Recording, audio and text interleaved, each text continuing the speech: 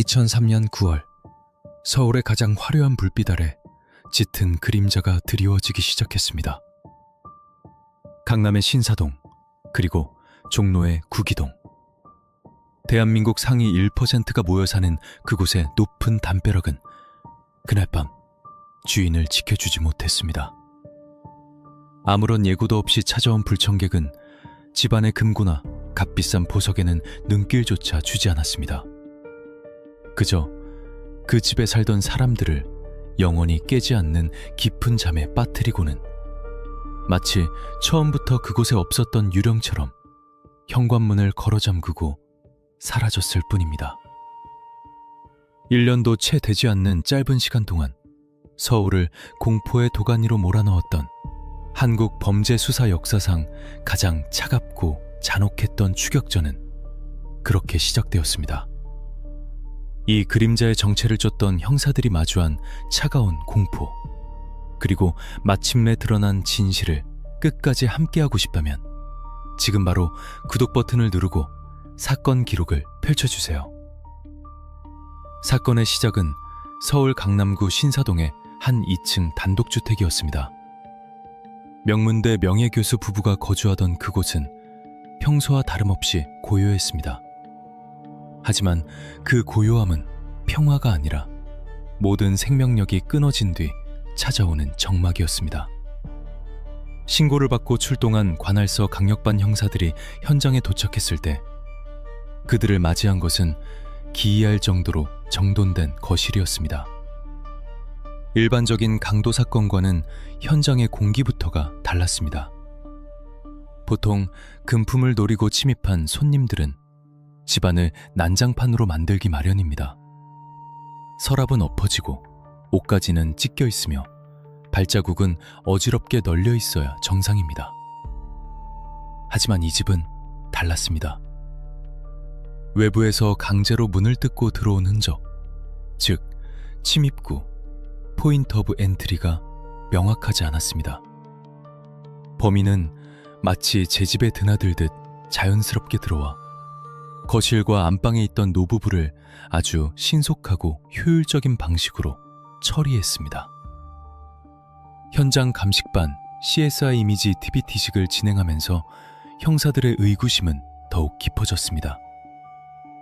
피해자들은 머리 부위에 둔탁하고 강력한 충격을 받아 쓰러져 있었습니다. 범행 도구는 현장에서 발견되지 않았지만 상처의 형태로 보아 일반적인 망치나 둔기가 아니었습니다. 훨씬 더 무겁고 타격면이 좁으면서도 파괴력이 엄청난, 마치 이 목적만을 위해 특별히 개조된 도구처럼 보였습니다. 더욱 이해할 수 없는 것은 범인의 동기였습니다. 현장에는 수표와 현금을 포함해 수천만 원 상당의 금품이 그대로 남아 있었습니다. 고가의 시계나 폐물도 제자리에 있었습니다. 돈이 목적이 아니라면 원한일까? 형사들은 피해자의 주변 인물을 샅샅이 훑었습니다. 하지만 평생을 학자로 살아온 노부부에게 끔찍한 원한을 가질 만한 사람은 나타나지 않았습니다. 수사는 시작부터 짙은 안개 속으로 들어가는 기분이었습니다. 그리고 한 달 뒤인 10월, 그 안개는 더욱 짙어졌습니다. 이번에는 종로구 구기동이었습니다. 북한산 자락 아래 위치한 부촌, 또다시 고급 단독주택이었습니다. 이번에는 일가족 3명이었습니다. 어머니와 아내, 그리고 자녀까지.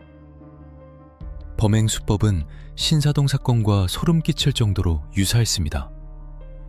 침입 흔적은 미세했고 집안은 어지럽혀지지 않았으며 귀중품은 그대로였습니다. 그리고 피해자들은 모두 같은 방식, 머리 쪽에 가해진 단 한두 번의 치명적인 타격으로 인해 영원한 여행을 떠난 상태였습니다. 수사본부에는 비상이 걸렸습니다. 이것은 단순한 강도 사건이 아니었습니다. 동일범 혹은 동일 조직의 소행이 분명했습니다. 범인은 서울의 지리를 잘 알고 있으며 대담하게도 사람들이 가장 안전하다고 믿는 부촌을 사냥터로 골랐습니다. 그는 돈을 원하지 않았습니다. 그렇다면 그가 훔쳐간 것은 무엇이었을까요? 수사관들은 범인이 훔친 것이 물건이 아니라 타인의 생명 그 자체에서 오는 비틀린 쾌감이 아닐까 하는 불길한 예감에 사로잡히기 시작했습니다. 현장에서 발견된 단서는 극히 미미했습니다. 범인은 지문 하나 남기지 않을 정도로 치밀했습니다. 발자국이 발견되긴 했지만 시중에서 흔히 구할 수 있는 유명 브랜드의 등산화 문양이었습니다. 수사팀은 서울 시내의 해당 신발 판매점을 전부 뒤졌지만 구매자를 특정하기에는 판매량이 너무 많았습니다. 유일한 희망은 인근에 설치된 CCTV였습니다. 하지만 2003년 당시의 CCTV 화질은 지금처럼 선명하지 않았습니다. 흑백의 자글거리는 화면 속에 한 남자의 뒷모습이 찍혔습니다. 그는 짙은 색 점퍼를 입고 있었습니다. 범행 직후로 추정되는 시간임에도 불구하고 그는 뛰거나 서두르지 않았습니다. 주머니에 손을 찔러넣고 마치 산책을 나온 사람처럼 유유히 골목을 빠져나가고 있었습니다. 그 뒷모습에서 느껴지는 것은 다급함이 아니라 오만함이었습니다. 너희들은 나를 잡을 수 없다는 무언의 조소처럼 느껴졌습니다. 프로파일러들은 이 장면을 수없이 돌려보며 분석했습니다. 범인은 이 상황을 통제하고 있다. 그는 자신의 행동에 죄책감을 느끼지 않으며 오히려 자신의 작업이 성공적으로 끝난 것에 만족하고 있다. 11월, 강남구 삼성동에서 또다시 유사한 사건이 발생했습니다. 패턴은 똑같았습니다. 고급 주택, 부유층 노인, 사라진 금품 없음, 그리고 잔혹한 타격. 이제 언론에서도 부유층 연쇄 피습 사건이라는 타이틀을 달고 보도를 시작했습니다. 시민들은 불안에 떨었고 특히 고급 주택가에는 사설 경비업체 호출이 폭주했습니다. 경찰은 벼랑 끝에 몰렸습니다. 동일 수법 전과자 수천 명을 용의선상에 올리고 알리바이를 대조했지만 누구도 이 유령과 일치하지 않았습니다. 범인은 마치 경찰의 수사 매뉴얼을 꿰뚫고 있는 듯 했습니다. 그는 자신의 흔적을 지우는 법을 알았고 언제 멈춰야 할지도 아는 듯 했습니다. 그해 11월, 삼성동 사건을 마지막으로 갑자기 고급 주택가에서의 사건이 뚝 끊겼습니다. 범인이 잡히지도 않았는데 범행이 멈춘 것입니다. 이것은 수사관들에게 더 큰 불안감을 안겨주었습니다. 연쇄적인 성향을 가진 범죄자는 스스로 멈추지 않습니다. 그가 멈췄다면 그것은 참회했기 때문이 아니라 사냥터를 옮겼거나 사냥 방식을 바꿨기 때문일 가능성이 큽니다. 수사팀은 미궁에 빠진 사건 파일들을 책상 위에 쌓아두고 밤을 지새웠습니다. 범인은 지금 어디에 있는가? 그 CCTV 속의 남자는 지금 어디를 걷고 있는가? 우리는 과연 그를 잡을 수 있을 것인가? 그리고 2004년의 봄이 찾아왔을 때 서울의 다른 곳에서 아주 조용하고 은밀하게 전혀 다른 형태의 실종 신고들이 접수되기 시작했습니다. 이번에는 높은 담벼락이 있는 주택가가 아니었습니다. 화려한 네온사인이 번쩍이는 유흥가, 그 뒷골목의 어둠 속에서 여성들이 하나둘씩 증발하고 있었습니다. 형사들은 아직 몰랐습니다.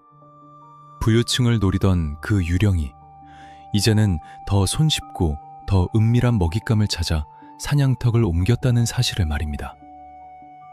그리고 그가 이제는 실험을 끝내고 본격적인 청소를 시작했다는 것을 말입니다.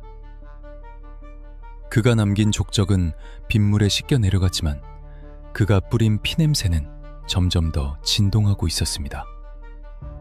과연 경찰은 바뀐 패턴 속에서 놈의 꼬리를 잡을 수 있을까요? 아니면 또 다른 무고한 희생자가 나와야만 이 추격전이 끝날까요? 다음 편에서 그 충격적인 전모가 이어집니다.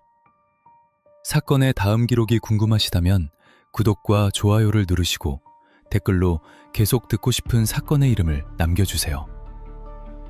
여러분의 관심이 잊혀진 진실을 다시 깨웁니다. 2003년 늦가을, 서울 강남의 부촌을 공포로 몰아넣었던 그놈의 그림자가 거짓말처럼 자취를 감췄습니다. 삼성동 사건을 마지막으로 매달 정기적으로 발생하던 고급 주택가 침입 사건이 뚝 끊긴 것입니다. 경찰 수사본부는 혼란에 빠졌습니다. 범인이 해외로 도피했을까? 아니면 다른 범죄로 체포되어 구치소에 있는 것일까?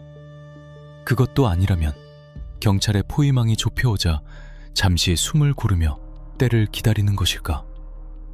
수사관들은 매일 아침 보고서를 뒤적이며 답이 없는 질문을 던졌지만 돌아오는 것은 침묵뿐이었습니다. 하지만 그 침묵은 평화가 아니었습니다. 그것은 폭풍 정야의 고요함, 아니 더 정확히 말하면 폭풍의 눈이 이동하는 과정이었습니다. 범인은 사라진 것이 아니었습니다. 그는 단지 자신의 무대를 옮겼을 뿐이었습니다.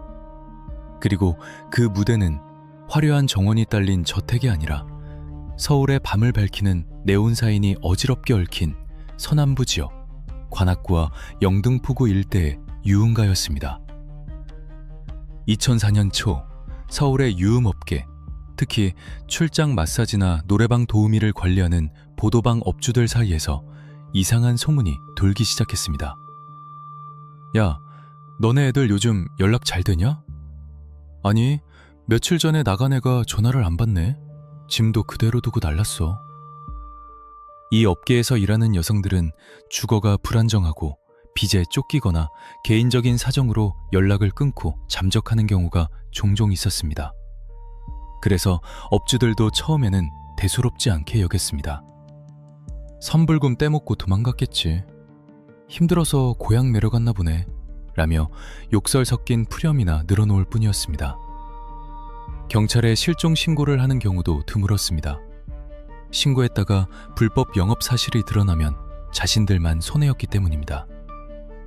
범인은 바로 이 틈새, 법의 사각지대와 사람들의 무관심을 정확하게 파고들었습니다. 하지만 증발하는 여성의 숫자가 하나, 둘 늘어나면서 상황은 달라지기 시작했습니다. 단순히 한두 명이 아니었습니다. 한 업소에서만 2명, 옆 동네 업소에서 또 1명. 비슷한 시기에 비슷한 패턴으로 여성들이 사라지고 있었습니다. 사라진 여성들에게는 공통점이 있었습니다. 모두 늦은 밤, 특정 번호로 걸려온 전화를 받고 나간 뒤 소식이 끊겼다는 점입니다. 그녀들은 손님을 만나러 갔고 그 이후 핸드폰 전원이 꺼졌으며 다시는 돌아오지 않았습니다. 관할 경찰서 실종핌에도 신고가 몇 건 접수되었지만 수사는 쉽지 않았습니다. 성인 가출이는 범죄 혐의점이 뚜렷하지 않으면 적극적인 수사가 어렵다는 현실적인 한계가 있었습니다. 게다가 이 여성들의 직업적 특성상 수사관들은 단순 가출이나 채무 도피 가능성에 무게를 두는 경향이 있었습니다. 아가씨들이 빚 때문에 도망가는 게 하루 이틀입니까? 라는 냉소적인 반응이 수사의 발목을 잡고 있었습니다. 그러나 현장의 분위기는 달랐습니다. 업주들은 무언가 불길한 징조를 느끼고 있었습니다. 단순히 도망간 것이 아니었습니다. 사라진 여성 중에는 어린 자녀를 홀로 키우는 엄마도 있었고 병든 가족의 병원비를 대기 위해 억척스럽게 일하던 가장도 있었습니다. 그녀들이 아무 말 없이 가족을 버리고 잠적할 리가 없었습니다. 이건 뭔가 잘못됐어. 한 보도방 업주 A씨는 자신의 잠부를 들여다보며 등골이 서늘해짐을 느꼈습니다. 그는 최근 실종된 자신의 직원들이 마지막으로 통화한 기록을 역추적하기 시작했습니다. 그리고 놀라운 사실을 발견했습니다. 서로 다른 날짜, 서로 다른 장소에서 사라진 여성들을 호출한 번호. 그 번호가 모두 같았던 것입니다. 011 첩획석책 첩획석책. 그 번호는 마치 죽음의 호출 신호 같았습니다. A씨는 주변 업주들에게 연락을 돌렸습니다.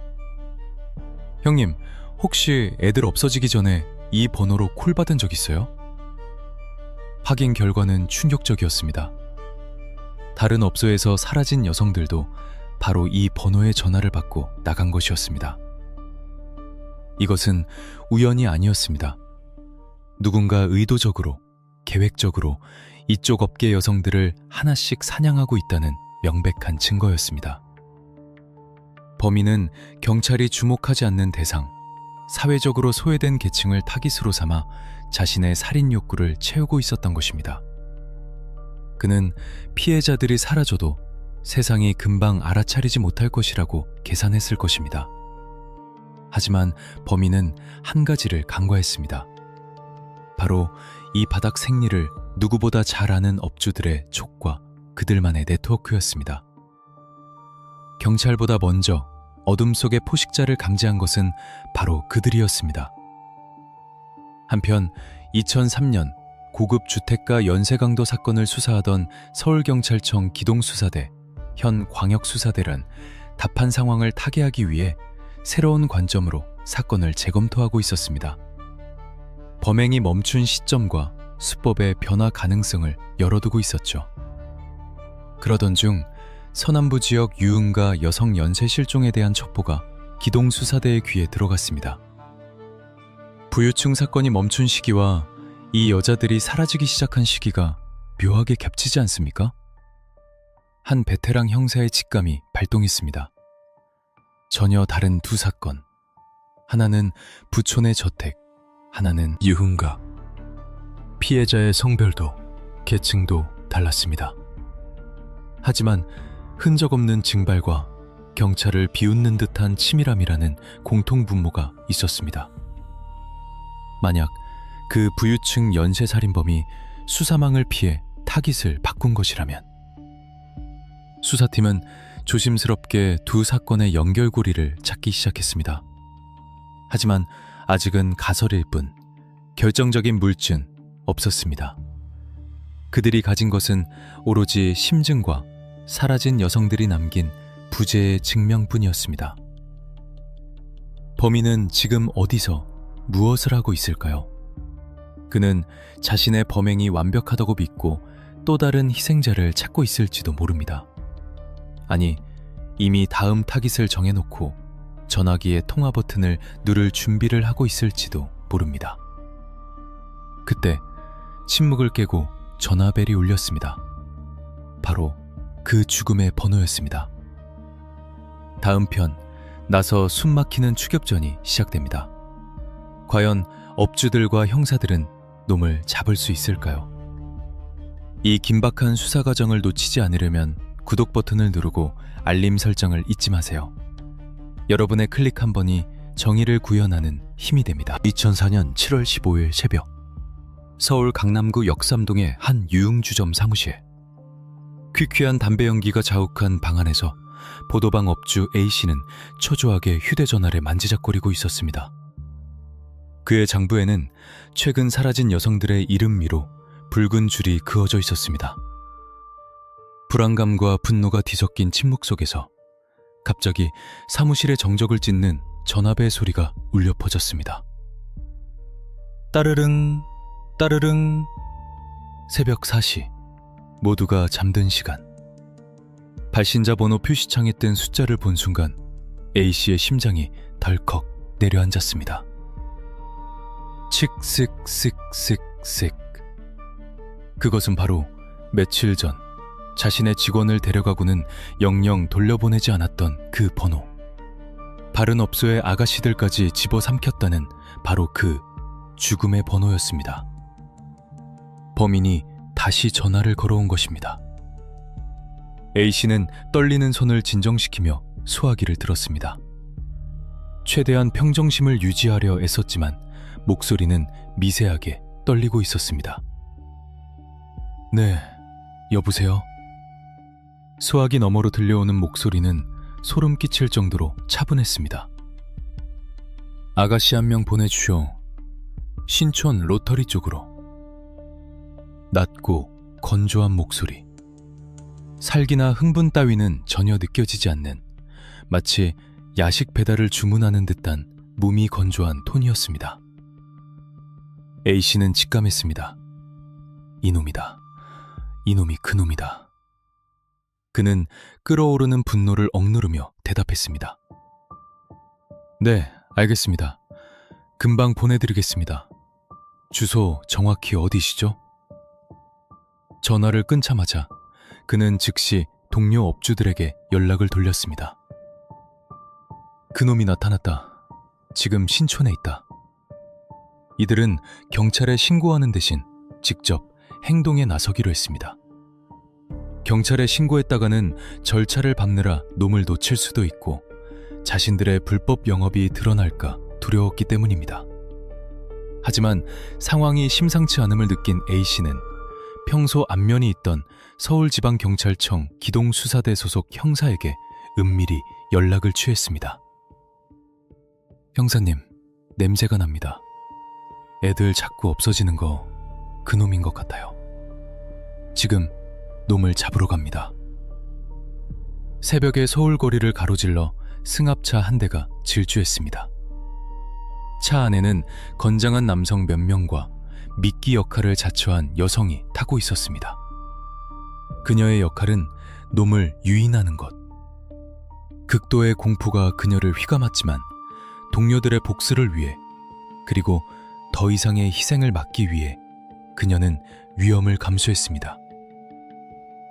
접선 장소인 신촌 그랜드마트 뒤편 골목. 어둠이 짙게 깔린 그곳은 쥐죽은 듯 조용했습니다. 약속 장소에 도착했지만 범인은 모습을 드러내지 않았습니다. 대신 전화가 다시 걸려왔습니다. 장소 바꿀게요. 서강대 쪽으로 오세요. 놈은 용이 주도했습니다. 마치 누군가 자신을 미행하는지 간보는 것처럼 약속 장소를 계속해서 변경했습니다. 신촌에서 서강대로, 다시 신촌 로터리로. 승합차는 놈의 지시대로 이리저리 끌려다녔습니다. 차 안의 긴장감은 최고조에 달했습니다. 이 새끼 눈치챈 거 아니야? 마침내 놈이 마지막으로 지정한 장소에 승합차가 멈춰 섰습니다. 멀리서 한 남자가 어슬렁거리며 걸어오는 모습이 보였습니다. 평범한 점퍼 차림, 푹 눌러쓴 모자. CCTV 속에서 봤던 그 실루엣과 묘하게 겹쳐 보였습니다. 그는 주위를 두리번거리지도 않고 아주 자연스럽게 미끼 여성에게 다가왔습니다. 왔어? 그 순간 매복해 있던 업주들과 뒤늦게 합류한 형사들이 동시에 덮쳤습니다. 잡아! 거친 몸싸움이 벌어질 것이라 예상했던 것과 달리 남자는 별다른 조항 없이 제압되었습니다. 너무나 싱거운 체포. 하지만 그의 눈빛만은 살아있었습니다. 당황하거나 공포에 질린 눈이 아니었습니다. 마치 이 상황을 예상했다는 듯, 혹은 이 상황조차 흥미롭다는 듯한 묘한 눈빛이었습니다. 형사들은 놈의 몸을 수색했습니다. 주머니에서 나온 물건들은 그 자리에 있던 모두를 경악하게 만들었습니다. 위조된 경찰 신분증, 가짜 수갑, 그리고 흉기로 의심되는 둔기. 단순한 성매매 구매자가 아니었습니다. 이 물건들은 그가 계획적으로 범행을 준비했음을, 그리고 그동안 경찰을 사칭하여 피해자들을 안심시키거나 협박했을 가능성을 보여주었습니다. 너 뭐야? 이거 어디다 쓰려고 갖고 있어? 형사의 추궁에 남자는 피식 웃으며 말했습니다. 그냥 호신용인데요. 그의 이름은 유영철. 대한민국 범죄 역사상 가장 끔찍한 이름이 세상에 드러나는 순간이었습니다. 하지만 이때까지만 해도 형사들은 그가 단순한 납치범이나 강도범 정도일 것이라 생각했습니다. 그가 저지른 악행의 깊이가 어느 정도인지, 그가 숨기고 있는 지옥도가 얼마나 거대한지는 상상조차 하지 못했습니다. 연행되는 차 안에서도 유영철은 태연했습니다. 창밖을 바라보며 콧노래를 흥얼거리는 모습에 베테랑 형사들조차 혀를 내둘렀습니다. 이놈, 보통 얘기가 아니다. 경찰서 조사실. 형사들은 그를 의자에 앉히고 본격적인 신문을 시작했습니다. 사라진 여자들 어디 있어? 네가 데려갔지? 유영철은 묵비권을 행사하거나 엉뚱한 소리를 하며 수사망을 피해갔습니다. 증거는 정황 증거뿐 직접적인 물증이 없다는 것을 그는 알고 있었습니다. 그는 시간을 끌고 있었습니다. 경찰의 인내심을 시험하고 빈틈을 노리기 위해서. 그날 밤 취조실의 공기는 무겁게 가라앉아 있었습니다. 형사들은 그대로 그를 압박했지만 유영철은 마치 철벽처럼 굳게 입을 다물고 있었습니다. 그리고 잠시 감시가 소홀해진 틈을 타 그는 회심의 카드를 꺼내들었습니다. 갑자기 유영철이 의자에서 나동그라지며 발작을 일으키기 시작했습니다. 입에는 거품을 물고 온몸을 사시나무 떨듯 떨었습니다. 뇌전증 발작이었습니다. 야, 왜 그래? 해결구 불러! 조사실은 순식간에 아수라장이 되었습니다. 당황한 형사들이 그를 살피기 위해 수갑을 느슨하게 풀어주는 순간 유영철의 눈빛이 번뜩였습니다. 그것은 연기였습니다. 완벽한 타이밍을 노린 소름 끼치는 메소드 연기. 혼란스러운 틈을 타 그는 형사들을 밀치고 순식간에 복도로 뛰쳐나갔습니다. 거기서! 형사들이 뒤따라 나갔지만 그는 이미 어둠 속으로 사라진 뒤였습니다. 최악의 상황이 발생했습니다. 20여 명의 여성을 해쳤을지도 모르는 연쇄살인 용의자를 경찰서 안에서 놓친 것입니다. 2004년 7월 16일 새벽, 서울은 다시금 무방비 상태가 되었습니다. 괴물은 다시 풀려났고 이제 그는 더 이상 숨지 않을 것입니다. 경찰의 명예를 건, 아니 대한민국 국민의 안전을 건 12시간의 필사적인 추격전이 시작됩니다.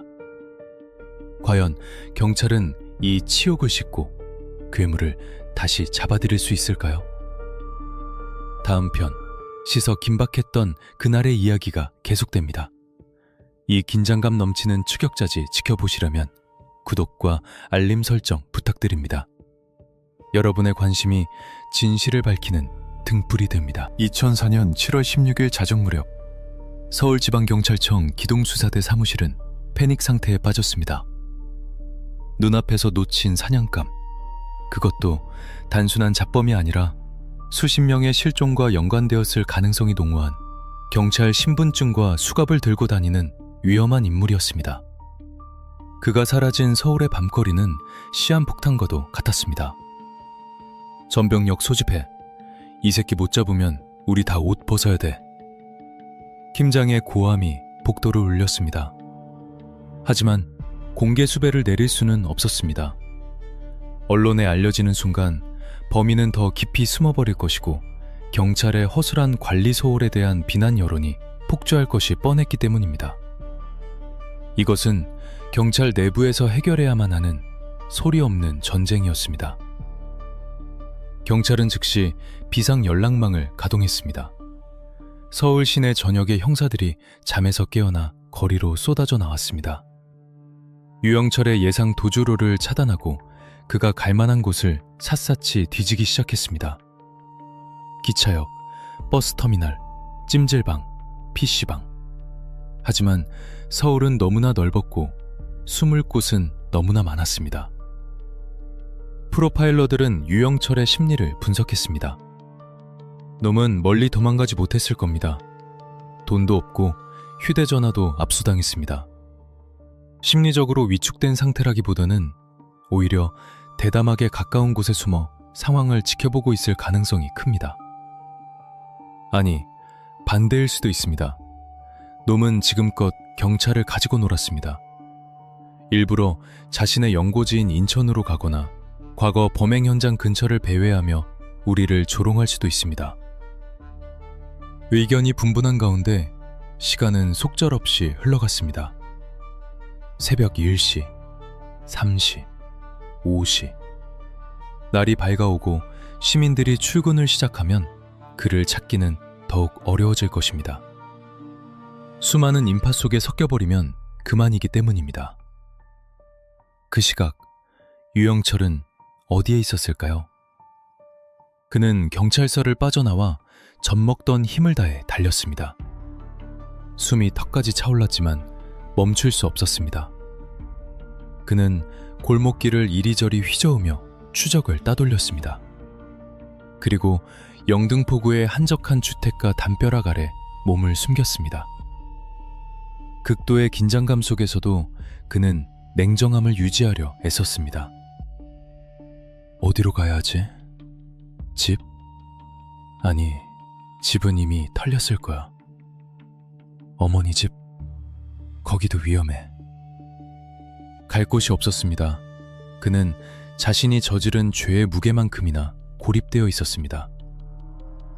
오전 10시, 도주 10시간째. 형사들의 눈은 핏발이 섰고 입술은 바짝 말랐습니다. 그때 한 가지 첩보가 들어왔습니다. 유영철이 영등포역 근처에서 목격되었다는 것입니다. 영등포역은 기차와 전철이 교차하고 수많은 유동인구와 노숙인들이 섞여 있어 몸을 숨기기에 최적의 장소였습니다. 동시에 지방으로 도주하기 위한 관문이기도 했습니다. 영등포역을 포위해!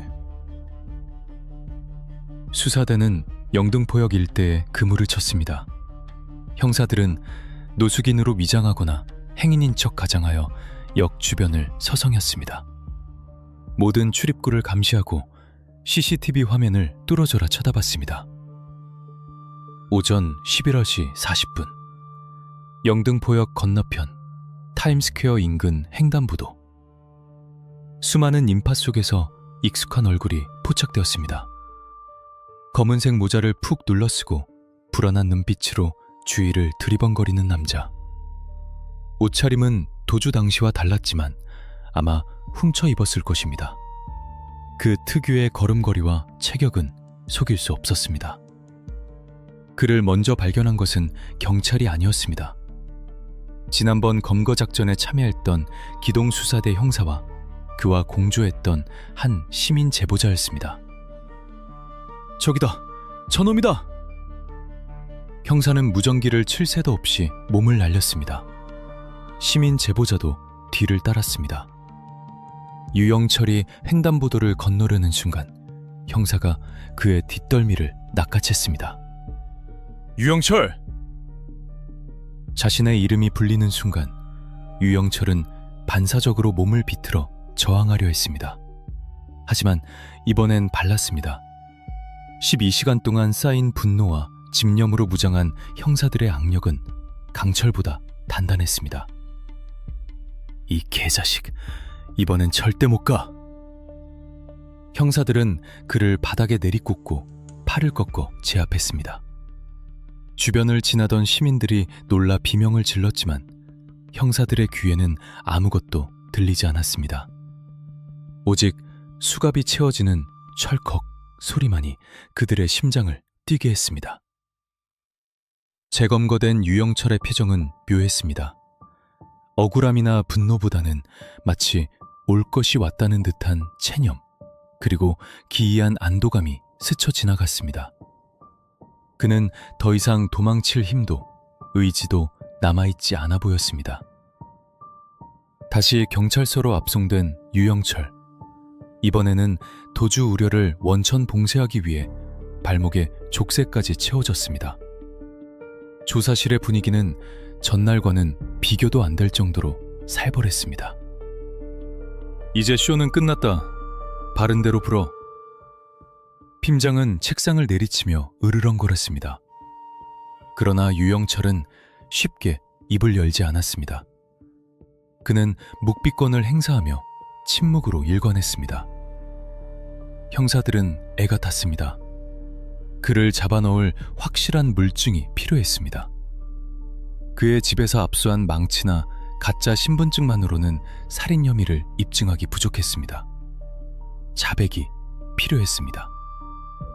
그때 베테랑 프로파일러가 투입되었습니다. 강압적인 신문 대신 그와의 심리 게임을 시도했습니다. 영철 씨, 당신 똑똑한 사람이잖아. 이렇게 끝낼 거야? 당신이 한 일 세상이 알아주길 바라지 않아? 당신이 왜 그랬는지, 어떤 마음이었는지 당신의 이야기를 듣고 싶어. 유영철의 눈동자가 흔들렸습니다. 자신의 존재감을 과시하고 싶은 욕망, 세상에 대한 뒤틀린 인정 욕구. 프로파일러는 그 지점을 정확히 건드렸습니다. 긴 침묵 끝에 유영철이 천천히 입을 열었습니다. 내가 입을 열면 당신들 감당할 수 있겠어? 그의 입가에 얇은 미소가 번졌습니다. 그것은 악마의 미소였습니다. 20명, 아니, 그보다 많을 수도 있어. 조사실 안의 공기가 얼어붙었습니다. 형사들은 자신들의 귀를 의심했습니다.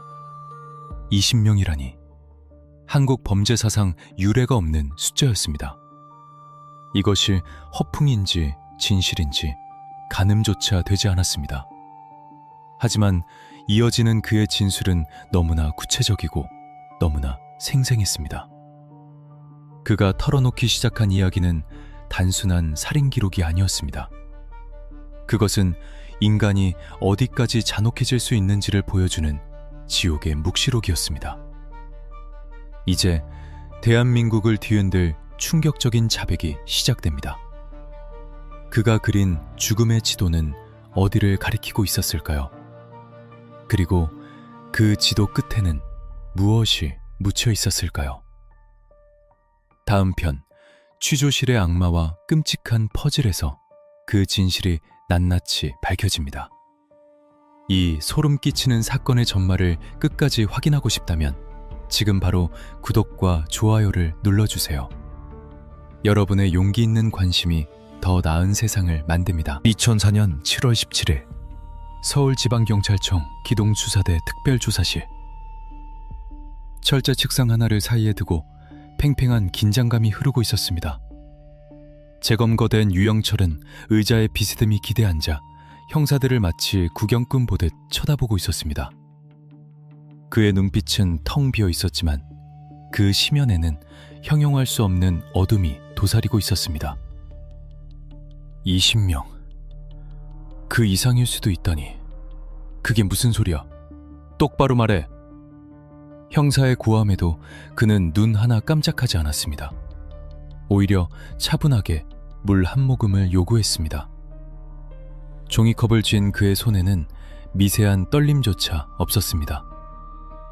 이윽고 그가 입을 열기 시작했습니다. 하지만 그것은 자백이라기보다는 마치 자신의 업적을 자랑하는 무용담에 가까웠습니다. 신사동 교수 부부, 구기동 일가족, 삼성동 할머니, 다 내가 한 겁니다. 형사들은 숨을 죽였습니다. 미제로 남을 뻔했던 2003년 부유층 연쇄 피습 사건의 범인이 제 발로 걸어 들어온 것입니다. 왜 죽였어? 돈 때문이야? 돈? 유영철은 코웃음을 쳤습니다. 부자들은 말이야, 가진 게 너무 많아서 탈이야. 나눠 쓸 줄을 몰라. 그래서 내가 좀 도와준 거지. 세상을 청소한 거야. 그의 논리는 궤변으로 가득 차 있었습니다. 부유층에 대한 막연한 적개심, 자신의 불우한 처지에 대한 분노를 엉뚱한 타인에게 투사하고 있었습니다. 그는 자신을 단순한 살인범이 아니라 부조리한 사회를 심판하는 심판자라고 착각하고 있었습니다. 하지만 그의 이야기는 여기서 끝나지 않았습니다. 형사들이 가장 두려워했던 부분, 바로 최근 발생한 서남부 유흥가 여성 실종 사건에 대한 이야기가 이어졌습니다. 그리고 전화방 여자들, 걔네들은 그냥 뭐랄까 너무 쉽게 살려고 하잖아. 몸 팔아서 쉽게 돈 벌고. 그런 여자들은 혼종 나야 돼. 그는 종이와 펜을 달라고 요구했습니다. 그리고 거침없이 그림을 그려나갔습니다. 그것은 서울 시내 지도였습니다. 그가 펜으로 X 표시를 할 때마다 형사들의 심장은 쿵쿵 내려앉았습니다. 관악구, 서대문구, 마포구. 그가 표시한 지점들은 정확히 실종 신고가 접수된 지역 혹은 시신이 유기되었을 것으로 추정되는 장소들이었습니다. 그런데 문제가 발생했습니다. 유영철의 진술이 오락가락하기 시작한 것입니다. 어떤 때는 26명을 죽였다고 했다가 다음 순간에는 19명이라고 말을 바꿨습니다. 자신이 하지도 않은 사건, 이문동 살인사건 등까지 자신이 했다고 우기거나 반대로 명백한 증거가 있는 사건은 기억이 나지 않는다고 발뺌했습니다. 형사님들, 헷갈리시죠? 내가 한 건지 안 한 건지 맞춰봐요. 재밌잖아. 그는 수사를 혼란에 빠뜨리는 것을 즐기고 있었습니다. 형사들의 피로도를 높이고 진실과 거짓을 교묘하게 섞어 수사망을 교란하려는 고도의 심리전이었습니다. 그는 자신이 이 게임의 주도권, 마스터킥을 쥐고 있다고 믿었습니다. 프로파일러 권일용 경위가 그와 마주 앉았습니다. 영철 씨, 당신이 대단한 사람인 척하지만 사실은 두려운 거지? 여자들이 당신을 무시할까봐, 세상이 당신을 보잘것없는 사람 취급할까봐. 유영철의 눈썹이 꿈틀거렸습니다. 당신은 심판자가 아니야. 그냥 힘없는 여자와 노인들만 골라서 화풀이한 비겁한 겁쟁이일 뿐이야. 이 말은 유영철의 가장 아픈 영린을 건드렸습니다. 그는 흥분하며 소리쳤습니다. 내가 겁쟁이라고? 웃기지 마. 내가 그년들을 어떻게 죽였는지 알아? 내가 보여줄게.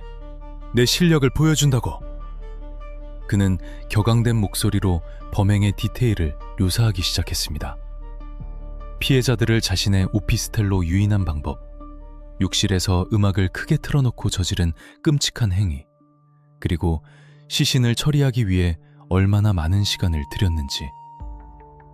그 묘사는 너무나 구체적이고 잔혹해서 듣고 있던 속기사조차 펜을 떨어뜨리고 헛구역질을 할 정도였습니다. 그는 자신의 범행 도구인 직접 만든 망치에 대해 설명할 때는 마치 예술가처럼 자부심을 드러냈습니다.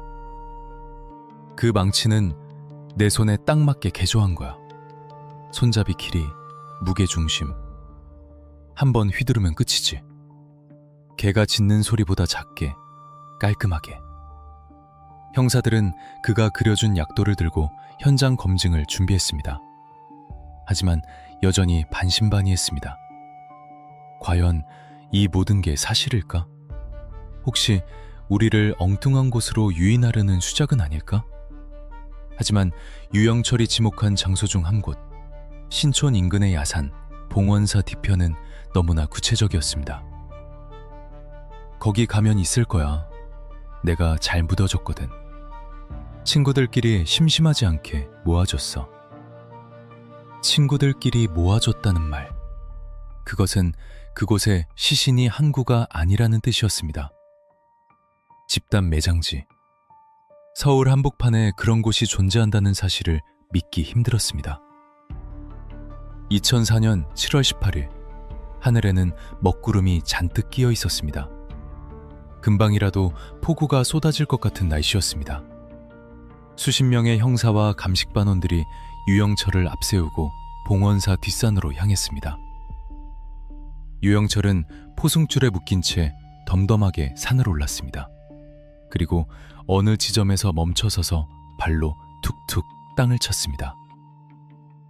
여기. 형사들은 삽을 들었습니다. 흙을 파내기 시작했습니다. 긴장감에 숨소리조차 들리지 않는 고요한 산속. 텅, 툭. 삽 끝에 무언가 둔탁한 것이 걸렸습니다. 돌이 아니었습니다. 그것은 시작에 불과했습니다. 흙을 걷어내자 드러난 것은 상상조차 할 수 없었던 지옥의 풍경이었습니다. 과연 그 흙 아래에는 무엇이 잠들어 있었을까요? 그리고 하늘은 왜 그날 그토록 많은 비를 뿌렸던 것일까요? 다음 편, 비 내리는 언덕의 비명에서 충격적인 발굴 현장이 공개됩니다. 이 참혹한 진실을 마주할 준비가 되셨다면 구독과 알림 설정을 눌러주세요. 우리가 기억해야 할 희생자들의 이야기가 이어집니다. 2004년 7월 18일 서울 서대문구 봉원사 뒷산. 습기를 머금은 무거운 공기가 산 전체를 짓누르고 있었습니다. 경찰 통제선, 노란색 띠를 두르고 외부인의 접근을 철저히 차단했습니다. 수십 명의 형사, 과학수사대, 그리고 굳은 표정의 검사까지. 대한민국 수사기관의 핵심 인력들이 이 야산의 한 지점을 주시하고 있었습니다. 유영철은 마스크와 모자로 얼굴을 가린 채 수갑찬 손으로 산비탈의 특정 지점을 가리켰습니다. 저기 나무 아래, 그리고 저쪽 바위 옆. 그의 목소리는 산책 나온 사람처럼 평온했습니다. 자신이 묻은 것이 사람이 아니라 마치 물건인 것처럼. 형사들은 조심스럽게 삽을 떴습니다.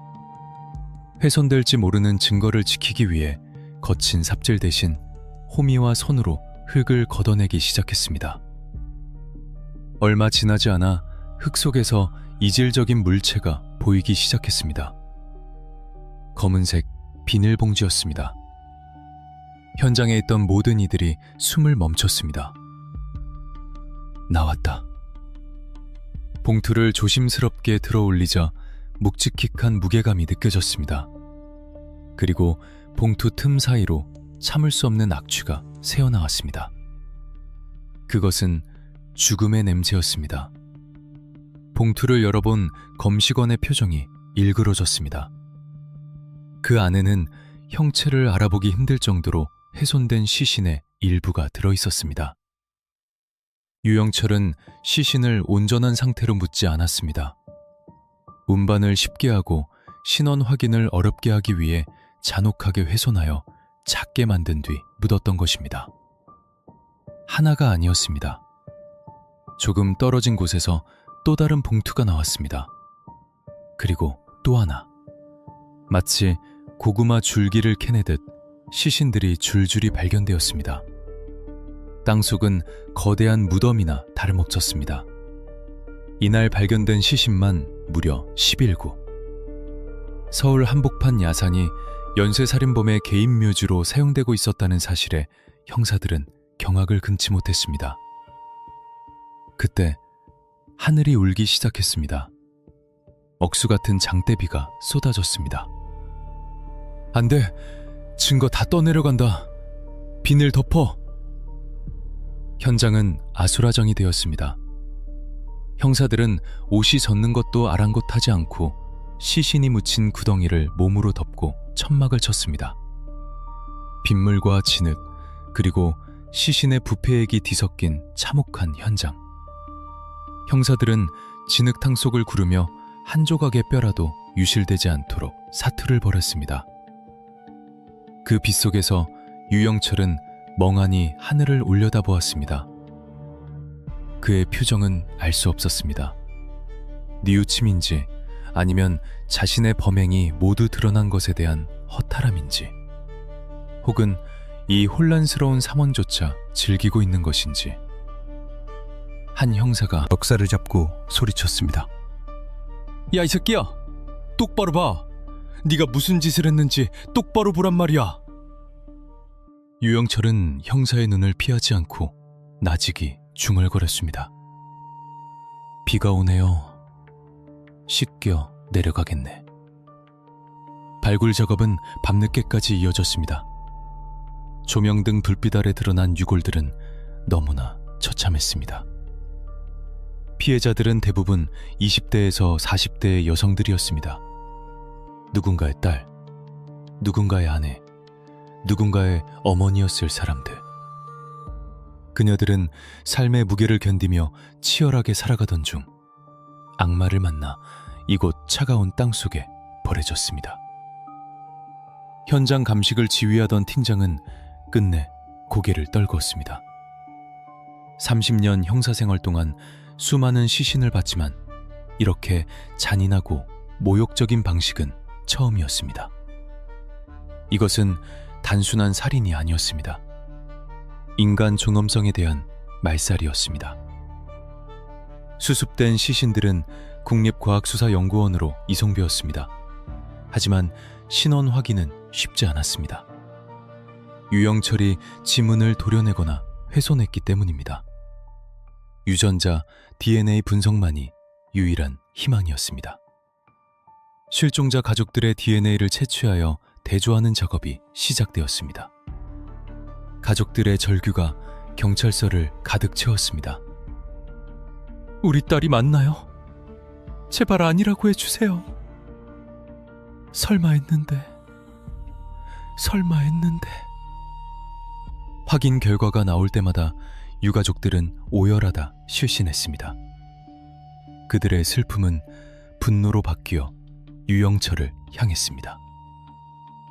한편 경찰은 유영철의 거주지인 마포구 노고산동의 오피스텔에 대한 압수수색을 진행했습니다. 그곳은 살인의 현장이자 그가 범행을 준비하고 마무리했던 도살장이었습니다. 현관문을 열고 들어선 형사들은 다시 한번 충격에 빠졌습니다. 겉보기엔 평범한 독신 남성의 원룸. 하지만 그 안에는 악마의 도구들이 질서정연하게 정리되어 있었습니다. 방 한 구석에는 그가 직접 제작한 쇠망치가 놓여 있었습니다. 손잡이에는 미끄러지지 않도록 붕대와 테이프가 감겨 있었고 타격 부위에는 핏자국이 묻어 있었습니다. 그 옆에는 시신을 훼손할 때 사용한 것으로 보이는 칼과 톱 등의 공구들이 있었습니다. 벽면에는 각종 범죄 관련 기사 스크랩, 해부학 서적, 그리고 엑스레이 사진들이 붙어 있었습니다. 그는 살인을 공부하고 연구했습니다. 가장 끔찍한 것은 욕실이었습니다. 육안으로는 깨끗해 보였지만 루미놀 시약을 뿌리자 욕실 전체가 형광 푸른빛으로 환하게 빛났습니다. 바닥, 벽, 세면대, 심지어 천장까지. 그 푸른빛은 피해자들의 피였습니다. 아무리 물로 씻어내도 지워지지 않는 원혼들의 흔적. 그 좁은 욕실에서 얼마나 끔찍한 일이 벌어졌는지 그 빛들이 말해주고 있었습니다. 유영철은 이곳에서 음악을 크게 틀어놓고 범인을 저질렀다고 진술했습니다. 이웃들은 그저 음악을 좋아하는 청년이라고만 생각했을 뿐 그 소음 속에 묻힌 비명을 듣지 못했습니다. 이제 모든 증거가 확보되었습니다. 자백, 시신, 흉기, 그리고 범행 현장까지. 남은 것은 그가 왜 이런 괴물이 되었는지를 밝히는 것, 그리고 그에게 법의 심판을 받게 하는 것입니다. 그는 왜 멈추지 않았을까요? 아니, 멈출 수 없었던 걸까요? 프로파일러들은 그의 내면 깊숙한 곳, 뒤틀린 심리의 미로를 탐색하기 시작했습니다. 다음 편, 깨진 거울 속의 괴물에서 유영철의 심리 분석과 그가 말하는 살인의 이유가 공개됩니다. 악의 마음을 읽는 이 위험하고도 중요한 여정에 함께해 주세요. 구독과 좋아요는 진실을 향한 발걸음입니다. 유영철은 체포된 이후 언론과 대중, 그리고 수사관들의 시선을 즐기는 듯했습니다. 그는 자신이 저지른 짓을 반성하기보다는 자신의 범행 동기를 정당화하는 데 열을 올렸습니다. 프로파일러들과의 면담 과정에서 드러난 그의 내면은 뒤틀리고 깨진 거울 조각들로 가득 차 있었습니다. 여자들이 몸을 함부로 놀리니까 그런 거야. 부자들은 있는 놈들이 더하잖아. 그의 논리는 단순하고도 위험했습니다. 여성 혐오와 부유층에 대한 지모. 하지만 심리 분석 결과 이것은 표면적인 핑계에 불과했습니다. 그의 분노의 뿌리는 훨씬 더 깊고 개인적인 곳에 닿아 있었습니다. 유영철은 불우한 어린 시절을 보냈습니다. 가난, 가정 불화, 그리고 아버지의 폭력. 그는 항상 가진 자들에 대한 열등감에 시달렸습니다. 성인이 된 후 절도와 강간 등으로 교도소를 들락거리며 사회와 격리되었습니다. 결정적인 트리거 그의 2003년 수감 중에 날아온 이혼 소송장이었습니다. 아내가 그를 떠났습니다. 전과자이자 무능력한 남편. 그는 버림받았다는 사실을 견딜 수 없었습니다. 내가 못나서 떠난 게 아니야. 여자들이란 다 똑같아. 속물들이지. 그는 자신의 실패를 인정하는 대신 그 원인을 여성이라는 집단 전체로 돌려버렸습니다.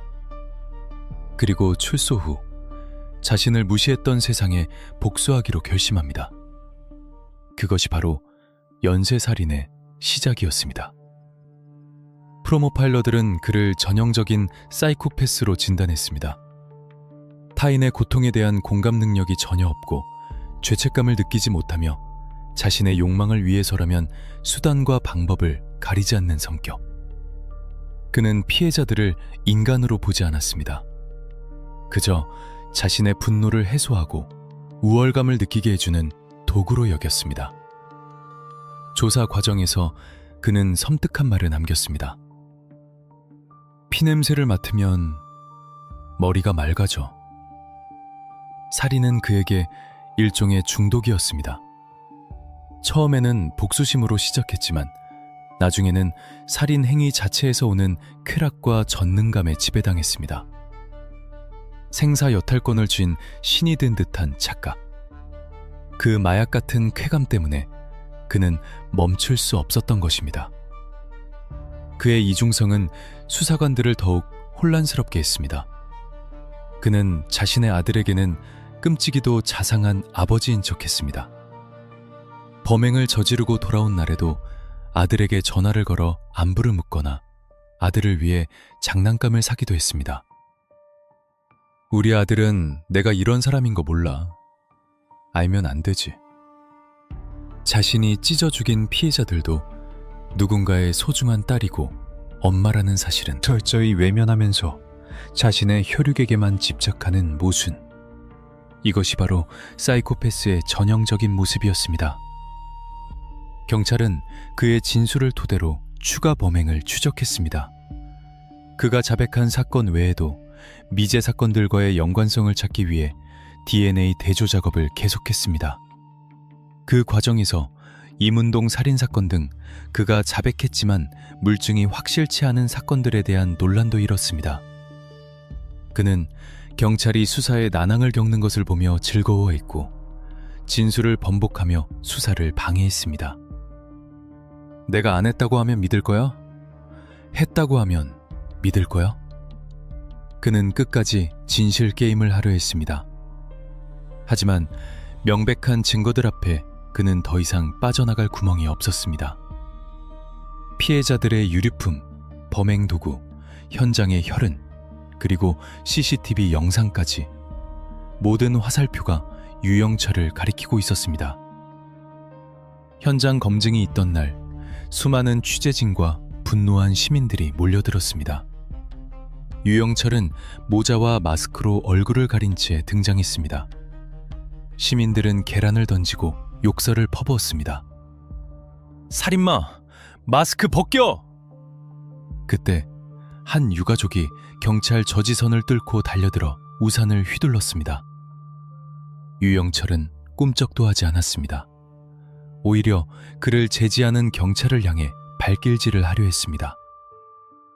이거 안 놔? 다 죽여버릴 거야! 수갑을 찬 상태에서도 살기를 뿜어내는 그의 모습은 전 국민을 경악하게 만들었습니다. 그는 반성하는 기미가 전혀 없었습니다. 마침내 검찰 송치일, 서울지방경찰청 앞은 인산인해를 이루었습니다. 포토라인에 선 유영철 기자가 물었습니다. 피해자 가족들에게 하고 싶은 말 없습니까?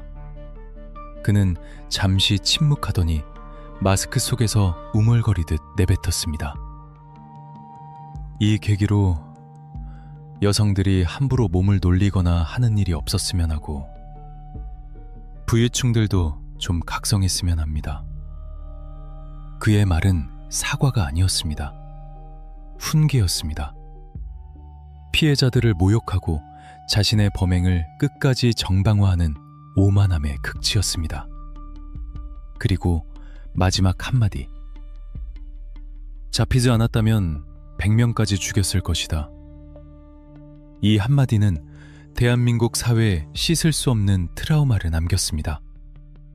우리는 그동안 우리 곁에 이런 괴물이 숨쉬고 있었다는 사실을 몰랐습니다. 그리고 언제 또 다른 유영철이 나타날지 모른다는 공포에 떨어야 했습니다. 이제 재판이 시작됩니다. 법의 심판대 위에 선 악마. 과연 대한민국 법원은 그에게 어떤 판결을 내릴까요? 그리고 유가족들의 피 맺힌 한은 조금이라도 풀릴 수 있을까요?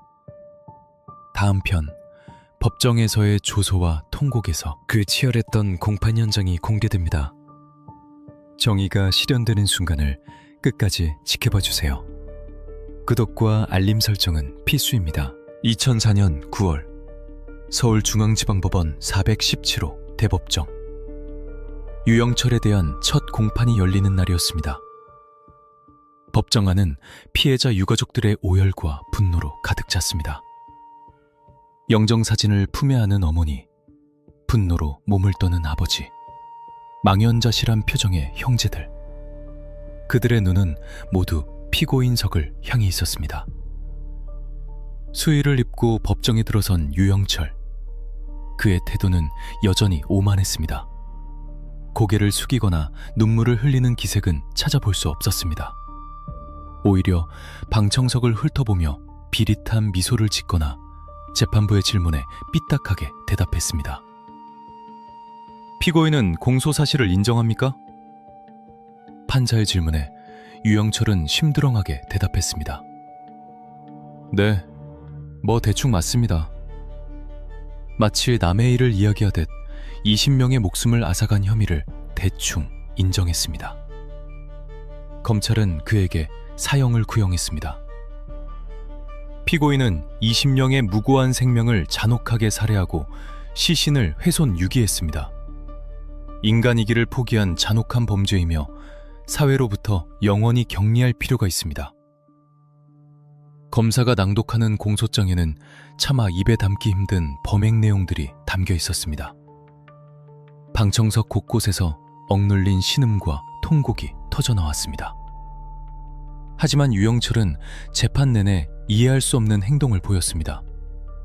재판 도중 갑자기 재판부를 향해 달려들려 하거나 재판이 지루하다, 빨리 끝내라 며 난동을 부리기도 했습니다. 심지어 자신의 변호를 맡은 국선 변호인의 접견을 거부하며 변호 필요 없다, 어차피 사형 아닌가? 라며 조소했습니다. 그는 법정이라는 신성한 공간조차 자신의 무대라고 생각하는 듯했습니다. 가장 충격적인 장면은 피해자 유가족이 증언대에 섰을 때였습니다. 내 딸을 살려내라, 이 악마야! 한 어머니가 울부짖으며 유영철을 향해 소리쳤습니다. 그러자 유영철은 그 어머니를 쏘아보며 입모양으로 무언가를 중얼거렸습니다. 정확히 들리지는 않았지만 그것은 분명 욕설이거나 조롱이었습니다. 법정 경위들이 그를 제지했지만 그의 눈빛은 여전히 살기로 번득였습니다. 그는 끝까지 반성하지 않았습니다. 최후 진술에서도 그는 뉘우침의 기색 없이 횡설수설했습니다. 사회를 위해 경종을 울리고 싶었다. 나 같은 사람이 다시는 나오지 않기를 바란다. 이 말조차 진심 어린 충고가 아니라 자신 같은 거물급 범죄자가 유일무이하다는 자기 과시처럼 들렸습니다. 2004년 12월 13일 선고 공판.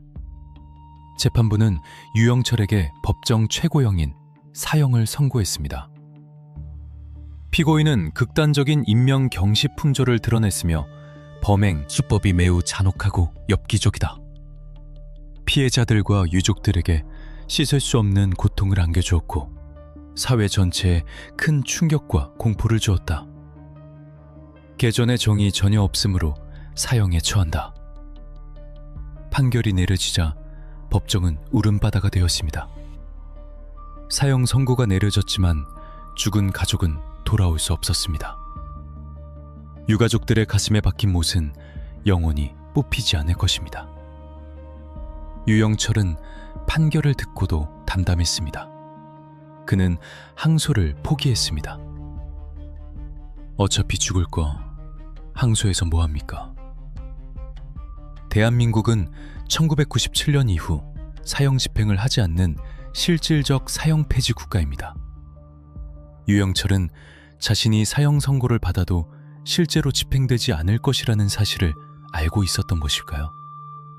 아니면 삶에 대한 미련조차 없는 허무주의였을까요? 그는 서울구치소 독방에 수감되었습니다. 하지만 감옥 안에서도 그의 기행은 멈추지 않았습니다. 교도관에게 욕설을 하거나 폭행을 시도하고 반입 금지 물품, 성인 잡지 등을 유기했습니다. 나 유영철이야. 내가 누군지 몰라? 그는 감옥 안에서도 자신이 왕인 줄 알았습니다. 20명이나 죽인 연쇄살인마라는 타이틀을 훈장처럼 여기며 다른 수감자들 위해 군림하려 했습니다. 그애자 한국 사회에 많은 질문을 던졌습니다. 사형 제도의 존폐 논란, 범죄 피해자 유가족에 대한 지원 부족, 그리고 사이코패스 범죄에 대한 대책 미비 등. 유영철 사건은 단순히 한 개인의 일탈이 아니라 우리 사회의 어두운 면을 적나라하게 드러낸 거울이었습니다. 하지만 이 끔찍한 사건 속에서도 희망의 불씨는 있었습니다. 피해자 유가족 중 일부는 같은 아픔을 가진 사람들을 돕기 위해 모임을 만들고 범죄 피해자 지원 운동을 시작했습니다. 그들은 슬픔에 잠식되지 않고 또 다른 피해자가 나오지 않도록 세상을 바꾸는 길을 선택했습니다. 그리고 경찰 수사 시스템도 대대적으로 변화하기 시작했습니다. 과학 수사의 중요성이 강조되고 프로파일링 기법이 본격적으로 도입되었습니다. CCTV가 증설되고 실종 수사 전담팀이 강화되었습니다. 유영철이라는 값비싼 수업료를 치르고 대한민국은 조금 더 안전한 사회를 향해 한 걸음 내디뎠습니다. 이제 마지막 이야기만 남았습니다. 유영철이 남긴 유산, 그리고 우리가 절대 잊지 말아야 할 것들. 차가운 감옥 벽 너머, 그 애물은 지금 무슨 생각을 하고 있을까요? 다음 편에서 사건 그 후의 이야기와 우리가 기억해야 할 교훈을 전해드립니다. 아직 끝나지 않은 이야기, 마지막까지 함께해 주십시오. 구독 버튼은 진실을 향한 약속입니다. 유영철은 지금도 차가운 독방에 갇혀 있습니다. 육봉 54번, 그것이 지금 그의 이름입니다.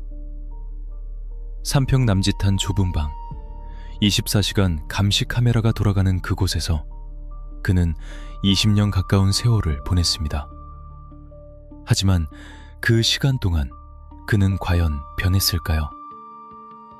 구치소 관계자들의 전언에 따르면 그는 여전히 위험한 인물입니다. 교도관의 팔을 부러뜨리겠다며 위협하거나 내가 나가면 다 죽인다는 섬뜩한 농담을 던지기도 합니다.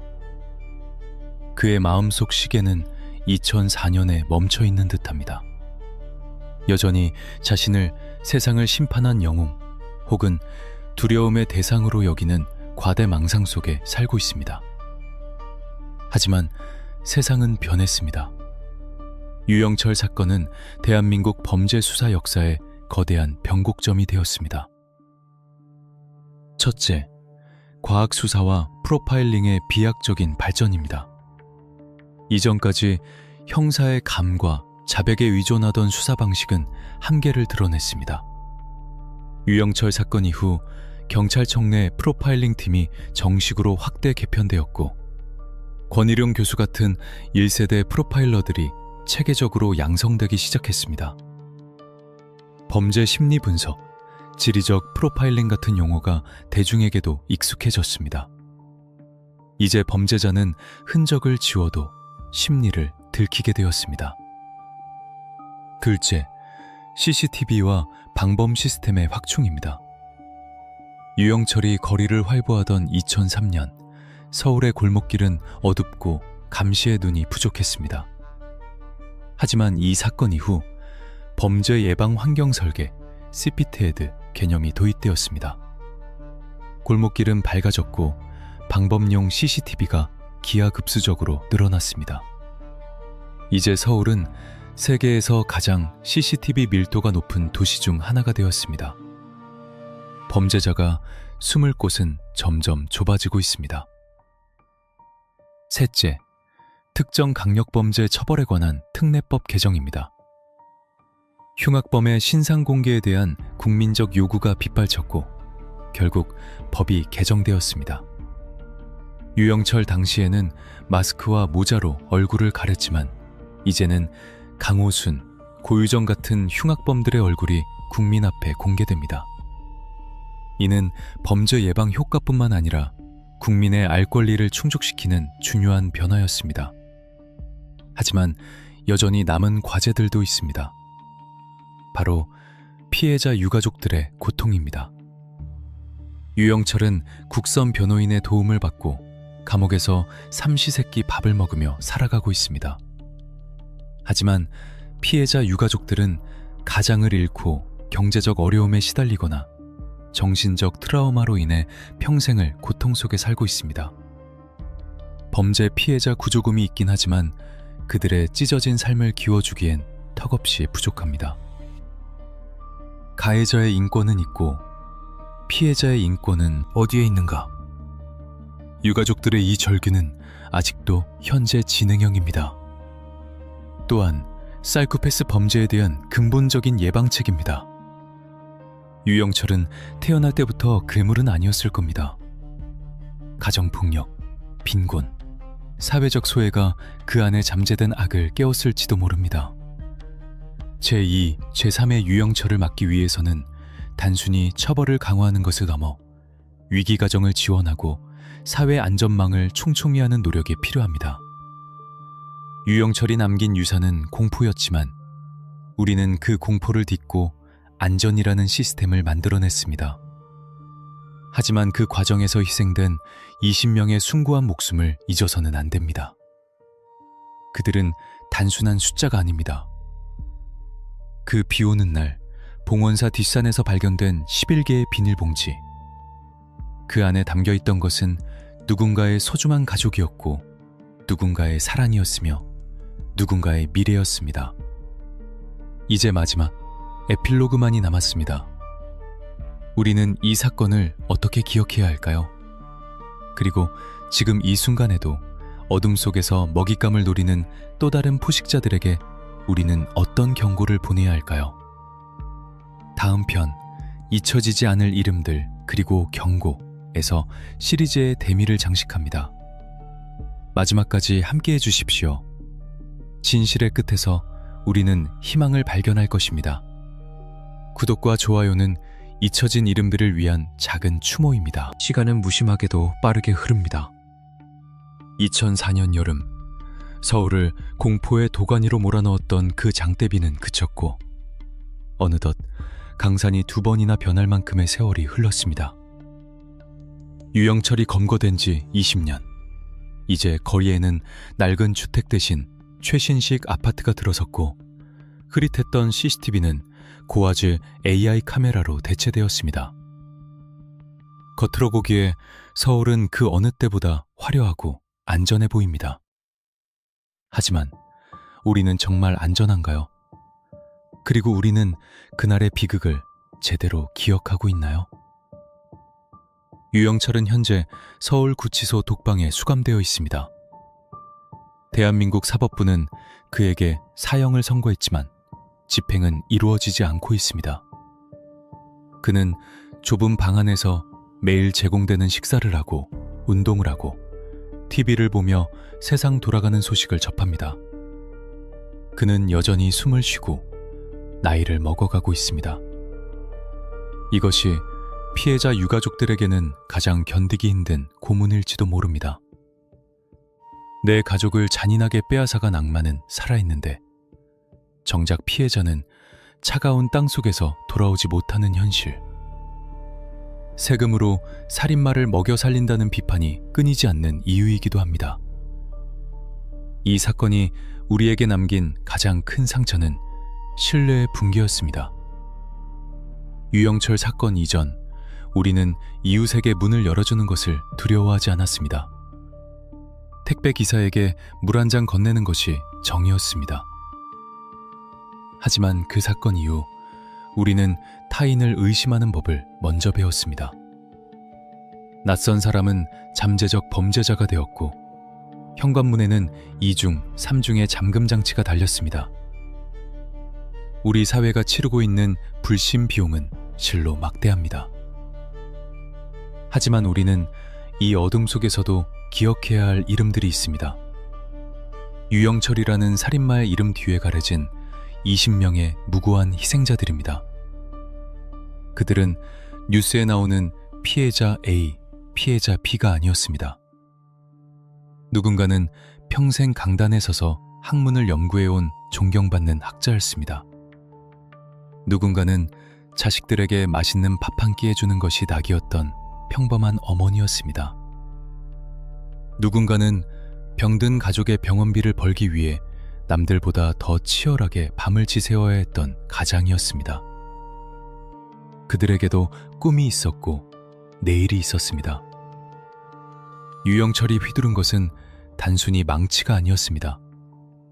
그는 20개의 우주를 파괴했고 그 우주에 연결된 수백 명 가족들의 삶을 송두리째 무너뜨렸습니다. 우리가 분노해야 할 지점은 바로 여기입니다. 살인마의 엽기적인 행각에 호기심을 갖기보다 억울하게 멈춰버린 그들의 시간에 애도를 표해야 합니다. 그리고 우리는 경고해야 합니다. 지금 이 순간에도 어둠 속에서 제2의 유영철을 꿈꾸는 자들에게 말입니다. 당신은 반드시 잡힌다. 2004년의 경찰은 혼란스러웠지만 2024년의 대한민국 수사기관은 다릅니다. 이제 1세대 프로파일러들의 땀과 눈물로 완성된 범죄 심리 데이터베이스가 구축되어 있습니다. 대한민국 구석구석을 비추는 수백만 개의 CCTV와 블랙박스가 당신의 동선을 감시하고 있습니다. DNA 분석 기술은 1나노그램의 흔적만 있어도 당신을 찾아냅니다.